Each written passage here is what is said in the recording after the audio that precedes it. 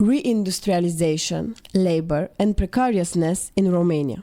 A case study of factories in Baia Mare, by Raluca Perneș. Abstract. Tens of thousands of workers are currently employed in factories in the Baia Mare area. Most factories are greenfield projects, while old industrial sites in Baia Mare have been abandoned.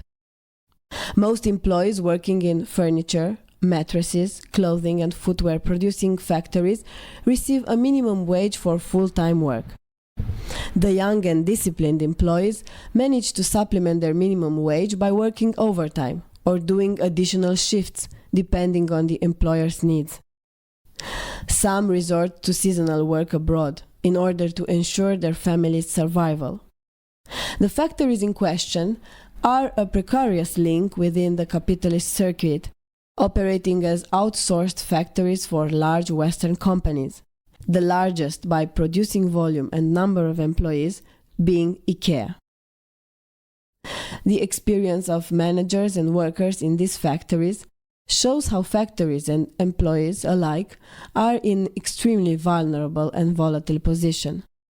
Their bargaining power is minimal, while constant concessions are essential for survival. I met Lia on a hot summer day near the train station in Baia Mare. She was pregnant, had missing teeth, and was holding a cheerful 6-year-old with mobility impairment. Lia is a 32-year-old Roma woman who works as an upholsterer in one of Baia Mare's factories. She is sharp-tongued, takes pride in doing her work well, and she enjoys her trade. She grew up in a children's home.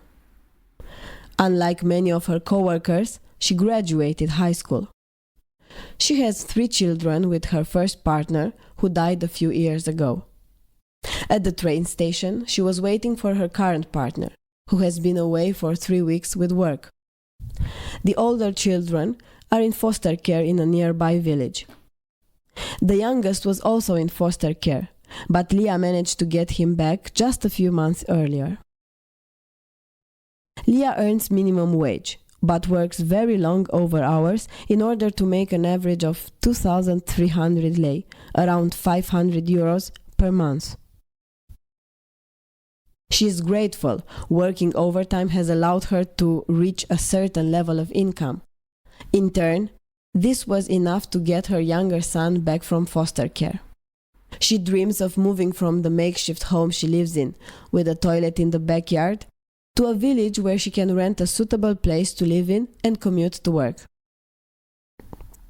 She would then be able to bring home her older children, whom she now only gets to see on Sundays. Just as before 1989, tens of thousands of employees are working in factories in and around Baia Mare. However, the underpinnings of the current wave of industrialization is very different from the previous one. Whereas during the socialist period most workers had a decent quality of life and social status that firmly placed them in the middle class, now most of them live in a perpetual state of precariousness, being paid either the minimum wage or slightly more than that. They struggle and continue to supplement their incomes to ensure their survival and the survival of their families. State-owned factories built during the socialist period have been replaced by subsidiaries of transnational corporations or factories and workshops set up by local entrepreneurs. Most of them were built on greenfield sites outside the city. Least-paying jobs are in furniture, mattresses, clothing and footwear production. Aramis, the factory with the most employees, about 5,500, is a furniture supplier to Ikea. Ikea is also the main destination for the furniture and mattresses produced by the Taparo Group factories. Of the clothing and footwear workshops, most operate on a loan basis, supplying only the labor force to international brands, from whom they receive raw materials, designs and sometimes production technology.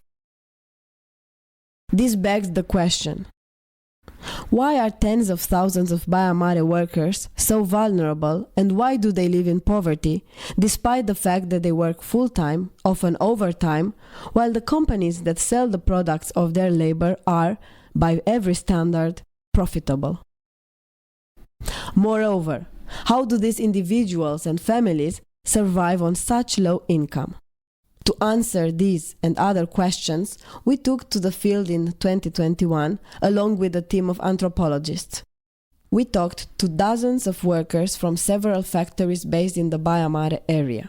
We also talked to managers and representatives of the local administration. Below, I will focus on the situation of low-wage factories and their employees. As anthropologists, we can examine the specific context of the labor configuration in Baia Mare factories on several levels. Ethnography provides us with insight into the details of workers' day-to-day strategies for different aspects of life, ranging from earning enough money to support themselves to living a meaningful life. Secondly, it is significant to study the recent history of the city and the region in order to understand how this wave of industrialization took shape at the intersection of historical events, state strategies, or geographical particularities. In the third place, the Baia Mare economic context is an example of economic mechanisms and power relations that are unfolding globally and can be appreciated as such. Anthropology needs to constantly interrogate and integrate the tension between particularism and universalism. On the one hand, the workers in these factories have individual biographies that can only be understood in the local and specific context shaped by their families and communities, and by the social transformation that occurred during their lives. On the other hand, the mechanisms that shape these individuals' destinies are specific instances of phenomena that have already been happening on a global scale for many centuries. This does not imply that we can view the world as a coherent sum of local contexts with linear, intelligible, and predictable historical transformations. On the contrary, social processes are marked by ruptures, fluidity, tensions, and apparently different reactions to similar circumstances. Each specific phenomenon becomes intelligible at the intersection of particular histories and general processes. Additionally, historically informed anthropology must take into account and strive to access both perspectives at any given time.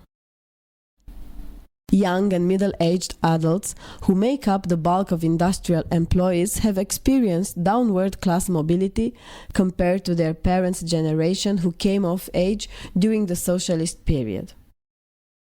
Having become employees at the time when Romania had been fully incorporated into the global neoliberalism of the early 21st century, their position as cogs in the capitalist profit-making machine was from the outset quite narrowly defined. For locals with a secondary or lower level of education, residing in the city or nearby villages, the most likely option to get a job is at the nearby factories. This is despite the fact that wages are low, the work is often hard, and access to work involves commuting. Furthermore, some of the factories work shifts on weekends, which is an added challenge for families with young children. The most vulnerable of these workers are the Roma, who also face discrimination and even fewer opportunities to find work. For other ethnic groups, in terms of working conditions and wages, factories looking for semi-skilled workers are virtually identical as employers, especially as they all provide workers with transportation to work in company-owned minibuses. For minimum wage workers, 1,386 lei per month, base pay is so low that, despite working full-time, workers earn far less than would require for a decent living. As such, in addition to the day job, everyone is devising strategies to supplement this income. Most often workers work extra hours and extra shifts, including graveyard or weekend shifts. In some smaller factories and workshops, the officially recorded minimum wage is supplemented with overtime off-the-books payments. However, overtime is limited. On the one hand, due to the high effort requirements, overtime is only available to young and healthy workers. On the other hand, the level of income is unlikely to increase significantly above the threshold of 2,000 lei per month, which still is insufficient. As a result, a significant proportion of these workers have no choice but to give up their factory jobs for a couple of months each year, usually in the summer, and take up other, better paid jobs. Some pick mushrooms, berries and herbs, or work on farms in local villages. Most go abroad to find work, often in agriculture or construction. Seasonal migration allows them to return and live with their families and earn an extra income. In other words, in order for big companies to be able to continue to produce at unrealistically low cost in Romania, Romanian workers have to relocate to work at least temporarily for the same companies in slightly more decent Western European conditions. The logic of capitalism's continued growth is based in large part on the differentiated geography of production and consumption of goods. Industrial labor is regarded as the norm for these workers. Few of them feel that they have or will ever have better paid jobs or pay options. In these circumstances, other small differentiating factors become important. Having a good relationship with managers is important for all. How convenient the commute is also matters. This depends both on the absolute distance to the factory and on the route of the minibuses. For some employees, factory work is an opportunity for which they are grateful. This group includes those with countryside households for whom the salary is a form of supplemental income, and those without qualifications or work experience who end up working their first job later in life. These people are trapped in a structure of opportunities so limited and so rigid that access to low-paid work is seen as a privilege. These kinds of factories are perpetually looking for new employees. Staff turnover is high.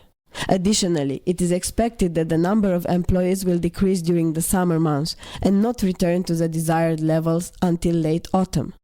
Unlike factories that pay higher wages and look for higher skilled labor, which put in a lot of effort and get better results when it comes to employee retention, the other factories have become accustomed to always recruiting and offering temporary migrants a new job as soon as they return to town.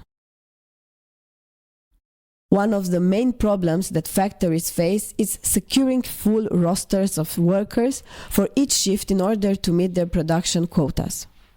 That's why the most valued workers are disciplined workers, whom the employer can rely on to not miss shifts, take sick leave, or quit without notice. The benefits policies have continually changed over the years in response to these problems. The policies are designed to encourage employee discipline and predictability. Those who do not meet these expectations are simply not entitled to receive the extra benefits.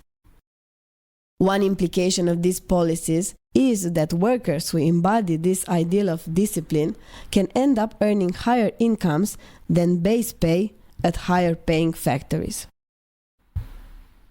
Although factories in the Baia Mare area produce goods for Ikea or for luxury brands of clothing, footwear or furniture, they have very little leeway when it comes to employee income. After all, the main reason why these companies want their products to be made in Romania is to keep production costs as low as possible. However, over the course of the last few years, wages in Romania have gradually increased, and factories which are having trouble finding employees have had to push for higher salaries in order to keep producing. It's a delicate balance because big business always has the option of relocating to other parts of the world where wages are even lower. Many factories and workshops that have been working under the loan system in Romania have already shut down, while manufacturing has moved to Asia.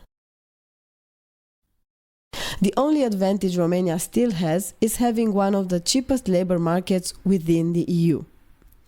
Moving production outside the EU would involve additional costs, taxes, and transport risks, especially in light of the 2020 pandemic disruptions.